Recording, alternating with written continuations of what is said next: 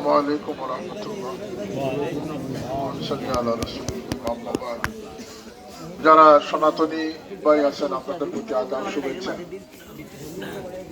দ্বাদশ জাতীয় সংসদ নির্বাচনকে সামনে রাখিয়া আজকে মাদারখাল এবং অর্থাৎ ৬ নম্বর ওয়ার্ডের আজকের এই উঠান বৈঠকের সম্মানিত সভাপতি জনাব চেয়ারম্যান আব্দুল গফুর সাহেব, আমার শ্রদ্ধেয় মুরব্বিয়ানে কেরাম, ওলামায়ে কেরাম, যুবক ভাইয়েরা, সবরে আন্তরিক মোবারকবাদ জানাই। সময় আসলে সংক্ষিপ্ত, তবু আমি আপনারা মতো গুজারিশ রাখতাম চাই, এই সংসদ নির্বাচনে আমি একজন স্বতন্ত্র পদপ্রার্থী আপনারা সামনে আইছি কেতলিমাকা প্রতীক নিয়ে। আপনারা আমারে সমর্থন করছেন, মহব্বত করেন, আজকে এখানে কষ্ট করি জমা হয়েছেন, এগুলার লাগে আমি কৃতজ্ঞতা স্বীকার করি। আর আমার যেভাবে খুশ করে আল্লাহ আপনারা ঘরে ঘরে খুশ রাখুক। আমি সাধারণ একজন মানুষ, জীবনে চেষ্টা করছি দিন, ধর্ম, দেশ, জাতির লাগিয়া, শৃঙ্খলার লাগিয়া, উন্নত জীবনের মানুষ তৈরি করবার লাগিয়া আমি একটা সংগঠনের সভাপতি। এই নির্বাচনও আমি খুব তাৎক্ষণিকভাবে আইছি, কোনো প্রস্তুতি ছাড়া। 2006 সালের মহাজোটের সমর্থন নিয়ে আমি আইছিলাম, আপনারা সমর্থন করছেন, মহব্বত করছেন, এটার লাগে আমি শুক্রিয়া আদায় করি। আর এরপর থেকে আমি ইলেকশন মুখে আসলাম না। এইবার আমি বিগত সময়ে যে কাজগুলা করছি আপনার ভালোবাসার সমর্থন নিয়ে, আপনার এলাকার সন্তান হইয়া সারা দেশের খেদমত কিছু প্রচেষ্টা চালাইবার তৌফিক আল্লাহ দান করছিল। আশা করি আপনারা লজ্জিত হয়েছেন, আপনারা গর্বিত হইবেন ইনশাআল্লাহ। আমি এটারে সামনে রাখি ইলেকশন আইছি না, এটার যে প্রতিদান এটা আল্লাহ পক্ষে আমার দান করতে। আর নতুন আগামীতে কিছু সম্ভাবনা সমস্যা আছে যেগুলার লাগিয়া আমার মুরব্বিয়ান যারা আছেন, দেশবরেণ্য বিজ্ঞ আলিম উলামা এবং চিন্তাবিদ যারা আছেন, যারা দেশ জাতি নিয়ে ফিকির করেন, এই সমস্ত মানুষ অত্যন্ত প্রেসার দিয়া আমারে বুঝাইলা যে আপনি যদি কোনো গড় হামাইতে এদের দরজা তো ব্যবহার করা লাগে। অতএব আপনারে এই ৬ নম্বর ওয়ার্ড আর পলাশলা ইউনিয়ন, বিরশ্রী ইউনিয়ন, এগুলা বয়ান দিয়ে বক্তৃতা দিয়ে আপনি সফল হইতে পারতেন। আপনি সেই দোয়ার দিয়ে এমন এক জায়গায় যাইতে হইব যে আওয়াজটা সারা বাংলাদেশও প্রতিফলিত হয়। এই সাহস হিম্মত আমার আছে। আমি মটকিবার মানুষ নাই, মানে লেলিতাম নাই, হয়তো আমি বাংবো না হইলে ইনশাল্লাহ আমি সফল হই। আমার জীবনে যে আন্দোলন করছি না বুঝিয়া করছি না, যে আন্দোলন করছি আন্দোলন আল্লাহ সাফল্য দান করছি। আমি একজন হুজুর মেসাব মানুষ, হযরত সাহেব কিবলার এক সন্তান। যেহেতু একজন সংসদ সদস্য নির্বাচিত হওয়ার পরে তার এলাকা তাইলে জনপ্রতিনিধি, এই এলাকার সুখ দুঃখ, আগে একটা মানুষের একটা বুঝর ভুল আছিল যে ইলেকশন পাশ করে দিলে ভাত খায়। এখন মানুষ সচেতন বুঝি নিচ্ছেন যে ভাত কেউ খাওয়ার না, ভাত খাওয়ার ওই লাগে আল্লাহ। একজন সংসদ সদস্য বা জনপ্রতিনিধির ছত্রছায়ায় থাকলে সুখে থাকতাম, ইজ্জতে থাকতাম, নিরাপদে থাকতাম, শৃঙ্খলায় থাকতাম। এটা নির্ভর করে তার রুচির উপর। কথাটা ঠিক না? যে অঞ্চল জনপ্রতিনিধি যত নিরাপদ হইবা, সেই অঞ্চলের মানুষ তত নিরাপদ। আমার কোনো উচ্চা আকাঙ্ক্ষা নাই, উচ্চাবিলাস নাই, বরং আমি আমার জিম্মাদার দায়িত্বশালী হলে কইয়া যে কোনো জায়গাতে আমার লাগিলে বড় চেয়ার রাখই না জান, আমার একটা সরম করে মুরব্বিয়ান হলে থইয়া আমার বড় ভাই সাহেব বলেন যে আল্লাহ মাটির আসনে বসার তৌফিক দিও। দোয়া করবো যে আল্লাহ আমরা সবসময় মাটির আসনে বসার তৌফিক দিও। জীবনে বহুত বড় বড় আসনও বইছি, তার সব মিটে গেছে। এখন একটু নিজরে অহংকার মুক্ত জীবন নিতাম চাইয়ার দোয়া করবা যে দুঃখী মানুষের পাশে যেন দাঁড়াতে পারি। আমার বাবা, আমার বড় ভাই সাহেব, আমরা পারিবারিক শিক্ষা আছে না কিছু এই সমস্ত জিনিস। যাই হোক, আপনারা যদি আগামী 7 তারিখ কেতলি মার্কাত ভোট দিয়া আমার জয়যুক্ত করেন, বিজয়ী করেন, এই বিজয়টা আমার হইতো না, এই বিজয়টা হইব গিয়া নিরীহ, বঞ্চিত, দুঃখী মানুষ, শিক্ষিত অশিক্ষিত সকল মানুষের, এই এলাকার এই জনপদের বিজয় হইব। আর এই বিজয় নিয়ে আমি ঢাকা গিয়ে আপনারা বলিয়া বইতাম, ইলা মন মানসিকতা আমার নাই। আমি ইনশাল্লাহ প্রতিটি ইউনিয়ন ভিত্তিক বৈঠক করব, ইউনিয়ন ভিত্তিক সমস্যা চিহ্নিত করব এবং দোয়া করতে যে আমি হিন্দু মুসলমান ভেদাভেদ, কওমি সরকারি ভেদাভেদ, গরিব দুঃখীর ভেদাভেদ, হ্যাঁ, সম্মানী অসম্মানীর ভেদাভেদ, এগুলা ছোট বড় ভেদাভেদ, এই সমস্ত ভেদাভেদের ঊর্ধ্বে উঠিয়া এমনকি আমার সংগঠনের নেতৃবৃন্দরা বলছি যে তোমাদের সাংগঠনিক চিন্তারও ঊর্ধ্বে উঠে আমি গোটা মানবতার জাতির খেদমত করতাম। সেই হিসাবে আমি প্রতিটি অঞ্চলের সমানভাবে দেখতাম, কি খানাইঘাট, কি জকিগঞ্জ সব আমার কাছে সমান হইত, কি মানিকপুর, কি বীরশ্রী আর সতুল সবই আমার কাছে সমান থাকত। আমি প্রতিটি ইউনিয়ন ভিত্তিক বা প্রতি মাসও 2 থানার সদর হইলেও আমি দুঃখী মানুষের পাশে যাওয়ার চেষ্টা করতাম। আল্লাহ তৌফিক দিত। আমি আপনার কাছে দোয়া চাই। আর আমি তো হুজুর মানুষ, হুজুর না জানি অত ভালো হুজুর হুজুর নাই, মোটামুটি মাসাত পড়ছি, হুজুর নামে কলঙ্ক হইতাম। আর আল্লাহ আমার কলঙ্কি বানা, আমার দ্বারা বুজুর্গানে কেরাম উলামায়ে কেরামর সরব হইতো না, শর্মিন্দা আমি করতাম না। দোয়া করবো আল্লাহ এই আসন থাকি সময় সময় কিছু বুজুর্গান আলিমহল ফাঁস করিয়ে গেছে। হযরত বাইমপুর সাহেব রহমতুল্লাহ আলাইহি 70 ইংরেজি ফাঁস করিয়ে গেছিলা, অ্যাসেম্বলির মেম্বার হইয়া গেছিলা। 91 ইংরেজি আমার বাবা অত্যন্ত সক্রিয় থাকি, আপনারা জানা আছে, উজিরপুরি হযরত উবাইদুল হক উজিরপুরি রহমতুল্লাহ আলাইহি আমরা ফাঁস করিয়ে দিছিলাম, আপনারা জানা আছে না? এটা আমার বাবার জীবনের সবচেয়ে বেশি খাটনি এই ইলেকশন দেখছিলাম। সময়, আওলাদ এবং মাল দিয়া এই ইলেকশনটা বাবাই ড্রাইভ করছে।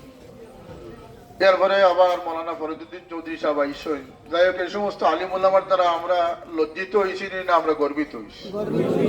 আস্থা বাংলাদেশে হয়েছে যে আসনটা হইল কি আলিম উলামা অধ্যুষিত আসন। আমি দোয়া চাই আর যে এরা শরম হইতো না, আল্লাহ আমার তৌফিক দিত, আপনারা এই অঞ্চলের সেবার ক্ষেত্রে একটা দৃষ্টান্ত স্থাপন করতাম, ভালো মানুষদের সমাজ গড়ার আল্লাহ তৌফিক দান যেন আমরা মিশার কাছে হার না মানি, জুলমর কাছে হার না মানি, অন্যায়ের কাছে হার না মানি। আমি তো প্রথমেই হইব যে এমন কোন আইন, মানে আইন বর্জিত, আইন বহির্ভূত এমন কোন কাজ আমরা করা ঠিক নাই। আইনের প্রতি আমরা সম্মান এবং আইনের প্রতি শ্রদ্ধাশীল থাকিয়া আইন সম্মতভাবে আমাদের জীবন পরিচালনা করা উচিত। কারণ কেউ যে আইন লঙ্ঘন করিয়া কোনো দোষী সাব্যস্ত তার খান্দাত কিন্তু আমার ফাইতা নাই, আমার তারার খান্দাত পাইবা যারা আইন লঙ্ঘন করছেন না কিন্তু তারা চক্রান্ত করে বিপদ ভালো হয়েছে, সেই মজলুমের পক্ষে আমি তা। এখন আমারও ভোট দিতে আপনারা বুঝিয়ে দিন যান, আমি তার কোনো কাজ আমি আইন প্রয়োগের কোনো কাজ আমি বাধাগ্রস্ত হইলে যে বাদী হইছে তার হক আমি নষ্ট করি, কথাটা ঠিক না? একজনে গিয়া মামলা দিলা তান হকর উপরে, আর তাই বঞ্চিত হয়েছে জিনিস থেকে। আমি মাঝে কইলাম যে এই মামলায় করে ফাতারে ফেলাই রাখি দেব, তখন এই মানুষটা তার আইন থেকে হক থেকে বঞ্চিত হইল না। আমরা আবেদন থাকবো যে কোনো আইন শৃঙ্খলা ভঙ্গ আমরা করতাম না, আমরা আইন অনুযায়ী আমরা চলবো, শৃঙ্খলাবদ্ধ হইয়াছে। তবে ইনশাল্লাহ আর কোন পরিবার, কোন মানুষ এক ভাই মারা গেলা, নিরীহ কিছু ভাই তারা খান্দিলা, কষ্ট পাইলা, ভাই মরলে ভাই কষ্ট লাগে না? দুষ্ট মানুষ সমাজও কিছু আছে না, আমরা অতি অল্প এরা বাঞ্চাল করি চাইল যে তারা ফাঁসাইনি, তার মনে খবরদার ই কাম করিও না। যদি কোনো সূত্র থাকে তাহলে তারারে সন্দেহ বাজনা, আর যদি সূত্র থাকে না তাহলে স্বামীর হার্ট অ্যাটাকের কারণে স্ত্রীকে কখনো দোষী সাব্যস্ত করা যেত না। আর স্বামীর মৃত্যুতে সবচেয়ে বেশি কষ্ট খেয়ে পাইছেন স্ত্রী পাইছে। আমার দেশে হয় হাড়ার উঠলে মরার উঠে হাড়ার গা নাকি না, বেটি এমন দুঃখ পাইলো, বিধবা হইলো, এর মাঝে বেটিরে আবার রেস্ট করি লিয়া দিতে গিয়ে বেটিরে আইনের এই সমস্ত কোন মজলুম ইনশাল্লাহ মজলুমিয়ত চলতো নাই। আল্লাহ আমরা ইনসাফ কায়েম করার তৌফিক দান করতে। আর বঞ্চিত অঞ্চল আমরা বহু প্রয়োজন আছে, সেই প্রয়োজনগুলা মিটাইবার লাগি ঘরে ঘরে পাশে পাশে থাকা দরকার আছে। আপনারা জানেন আমি বাড়িতে ম্যাক্সিমাম টাইম থাকি, আর দেশের বাইরে কিছু সময় থাকি। এখন এমপি গেলে তো দেশের বাইরে টাকা দিত না, সেইটা বলতে ইনশাল্লাহ আপনারা খান্দাত আমরা খাইবা। আমরা খান্দাত আইতে হইলে কোনো নোটিশ করিয়া কোনো বায়া দরিয়া আওয়া লাগতো না, যে কোনো গরিবে যে সেখানে ডাক দিলে আমার এটা খান্দাত খাইবা।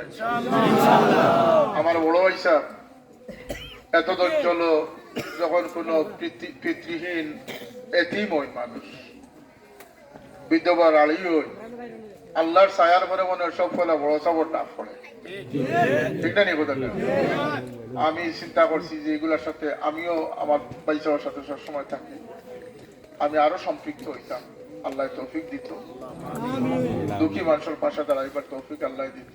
আপনারা মানে ইজ্জতে আমরা সাংবাদিকে জিজ্ঞেসছিলাম যে আপনার এত সমর্থন, আপনি এত জায়গার দায়িত্রা, আপনি মানুষের কাছ থেকে কোন দাবিটা সবচেয়ে বেশি লাগছে?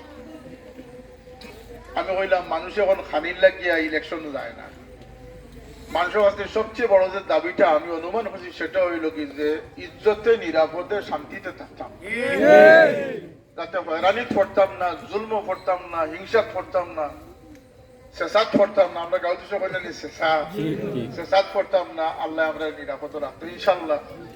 আমি আমার আপ্রাণ চেষ্টা করবো, আল্লাহ আমার তৌফিক দিতে, যদি আমি আল্লাহ আমার সফল করেন। পাশ হইল মালিক আল্লাহ না নেই, যেভাবে আপনারা মায়া করবা আশা করা যায় না 7 তারিখে ইনশাআল্লাহ। আমি দোয়া করবা ইনশাআল্লাহ আল্লাহ বারবার আপনার খেদমত সামনে উপস্থিত হওয়ার তৌফিক দিত। আর আজকেও আমার আরো একটা প্রোগ্রাম আছে, আমি শুকরিয়া আদায় করি, আর বিশেষ করিয়া মুসল্লিয়ান মুরব্বিয়ান আলিম ওলামা হল যুবক ভাই যখন এখানে উপস্থিত হয়েছে, আমি সব ধর্মের মানুষের সহযোগিতা পাইয়ার। আমরা দেশে অবশ্য বৌদ্ধ খ্রিস্টান নাই, হিন্দু সনাতনী আছে, এমনকি সব দলের, আপনারা জানেন আমরা লোকের সব দলের মানুষের মায়া আছে, আছেন না? অনেক ভাই ওখানে আছেন যারা ইলেকশন মুখী নাই, তারা ইলেকশনটা বয়কট করছে, কিন্তু অনেকে আমারে কইছেন যে আমরা যখন খানাইঘাটে অন্যভাবে দেখি, আর আপনার কারণে আমরা ভোটে যাইবো, আপনারা ভোট দেব। এর কিছু কারণ আছে।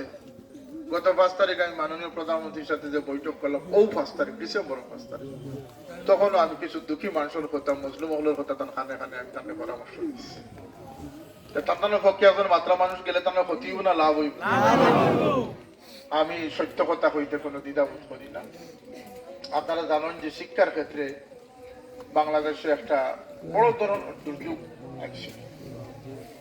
দেশ উন্নতির দিকে, দেশ উন্নত হয়েছে নিঃসন্দেহে, ঘরে ঘরে বিদ্যুৎ আইছে, রাস্তাঘাটের উন্নয়ন হয়েছে, স্কুল প্রতিষ্ঠানের বিল্ডিং উন্নত হয়েছে, সার্টিফিকেট সুন্দর হয়েছে, কিন্তু শিক্ষা কমছে, শিক্ষিত মানুষ কমরা, এবং সবচেয়ে বেশি দুর্যোগ আইছে মানবতার। কারণ যে বাচ্চায় তার বাপরে মান্য করে না, এটা বুঝতে হবে মনুষ্যত্ব রয়েছে না, পশুত্ব থেকে গেছে। মনুষ্যত্ব কানে হয় যখন আপনার অন্তরের মাঝে অন্যর ফিকিরে দুঃখ দিব, কষ্ট দিব, যখন অন্যর ভাবনা আপনার দিল সৃষ্টি হয়ে যাব, রাস্তাঘাটের কষ্ট দেখলে, মানুষের কষ্ট দেখলে, ও যে আপনার সংসদ সদস্য সকল পাঠায়, এটা আমরা নিশ্চয় ঠিক কইয়ার না। এরা যোগ্য মানুষ, আমার লোকে যারা খাড়া হয়েছেন তারা তো সম্মানী মানুষ। আমি কইছি যে কোনো কর্মীগুলোর কইছি এমন কোনো আচরণ করি না যেটা সন্তানের সম্মানের হানি হয় আর তার কর্মীগুলোর মনের দুঃখ হয়। কারণ আমরা আদর্শিক মানুষ, আমরা আদর্শের মাধ্যমে এই ইলেকশনে বিজয় লাভ করছি। আমরা কারোর দুঃখ দিয়া নাই, কারোর বিপদ করিয়া নাই, বরং আমি চাইলে আপনার যে কোনো দলের পরিচয় আমার লাগিয়া খুব কঠিন আসিল না, আমার লাগি সম্ভব আছে। খাস করে বিগত 15 বছর যাবৎ মাননীয় প্রধানমন্ত্রী আমার যে স্নেহ করেন, মায়া করেন, বারবার এই বছর আমার 3 মাস আমারে প্রেশার দিচ্ছেন যে আমি একটা দল থেকে আইতাম, কান দল থেকে আমি চিন্তা করলাম যে দল থেকে যারা ফাঁস করি দেওয়াও হয় এরা সংসদ গিয়া বইয়া দলের কমান্ডার বাইরে কোনো কথা হওয়ার শক্তি রাখে না। দলে যেটা সিদ্ধান্ত করে অগুর পক্ষে তাই না থাকলে দলের পথ যায় না। এমনকি দলের বিপক্ষে গেলে কি তার এমপি পদ পর্যন্ত বাতিল হইতে পারে। এরা ও নির্জীব হইয়া বোয়াত থাকেন, খালি হা সময় হা করেন না সময় না করেন, জন দুর্ভোগ। আর এরার ফিকিরও নাই। ফিকিরকারী মানুষ যদি ভাবনাহীন মানুষ হয়, তার অন্তর যদি মানুষের ভালোবাসার স্থান না থাকে, তাহলে সে মানুষের দুঃখ কষ্ট তার চকুত হইত। কোন ব্রিজ কালভার্ট ভাঙ্গিয়া পড়লো, মানুষ কিলা উল্টিয়া পড়লা, মানুষ কোন জায়গায় কষ্ট করে, মানুষ কোন জায়গায় দুর্গতি করে, ও যে সিএনজি পাম্প। আমি প্রথম ব্যক্তি যাই হেডকোয়ার্টারে হইতাম পারছি যে সিএনজি পাম্প দিয়া কত লক্ষ প্রতিদিন লক্ষ মানুষের বিড়ম্বনা চালানো। অনেক গর্ভবতী মহিলারা 4 ঘন্টা 3 ঘন্টা আটকা পড়িয়া গর্ভ সন্তান প্রসব হয়েছে আমি জানি না, কিন্তু পেইনফুল হইয়া কাতরাইছে নি কথাটা আমার নিজের চোখে দেখছি। এটা দুর্ভোগ নানি, জনদুর্ভোগ নানি। মানুষের হয়রানি যেখানে আছে, জনপ্রতিনিধির চোখ সেখানে নির্জীব নিস্তব্ধতা, অভিভাবকহীনতা, ইটার যখন রইতো না। ইনশাল্লাহ রন্ডে রন্ডে যেখানে যে দুঃখী মানুষ আছে তার সংবাদ, তার দুঃখের খবর লনেওয়ালা মানুষ থাকবে। এর কারণে আমি স্বতন্ত্র হয়ে গেছি যে আমার হাত পাও বান্ধব নাই, আমি স্বাধীন চেতা মানুষ, আমি সুপরামর্শ দিতে কোনো দ্বিধাবোধ করতাম না, আমি বঞ্চিত মানুষের পক্ষে হইতে কোনো দ্বিধাবোধ করতাম না। পাশাপাশি যখন খানাইঘাটবাসীর ভালোবাসার শিখতেও দিয়ে আমি ওই, তাহলে শুধু যখন খানাইঘাটর আসনের সীমাবদ্ধতা আমি রইতাম না। আমি এখনো আমি সারা দেশব্যাপী কাম করার আমার হিম্মত আছে, আছে না? না আছে। আমি যে বইটা মাননীয় প্রধানমন্ত্রীর পরামর্শ দেওয়ার ফলে 40 মিনিটের বৈঠকের কারণে যে 2টা বই বাতিল করছে, নিকুন্তর খরচ আছে 19 কোটি টাকা। কৃতিত্ব আমার নাই, আমি বড় কৃতিত্ব মনে করি মাননীয় প্রধানমন্ত্রী। কারণ আমার তাই মায়া করে না, আমার যে কোনো বুঝ দিতে বিদায় করতে পারতাম না পারতাম, কিন্তু তার ভিতরে বাচ্চান্তর প্রেম কতটুকু আছে, শিক্ষার প্রেম কতটুকু আছে, তার অজানার তার জানার বাইরে যে বিষয়টা আছে, যখন আমার মাধ্যমে তাই জানছেন, জানার সাথে সাথে 19 কোটি টাকার বাই চাইছেন না, তাই মানুষের বাচ্চান্তর বাই চাইছে।